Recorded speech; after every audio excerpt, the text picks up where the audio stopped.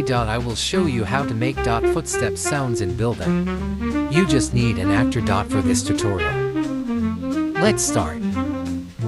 Create a script in when object is created and follow my steps.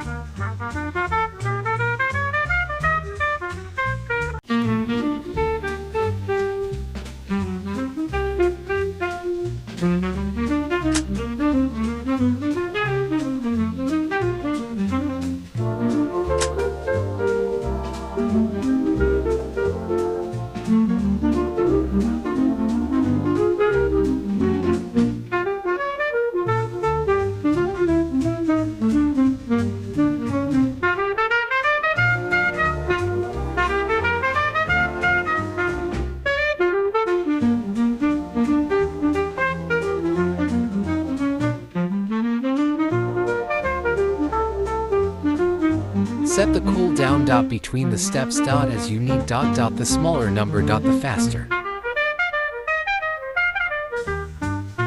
Done. Save and test it.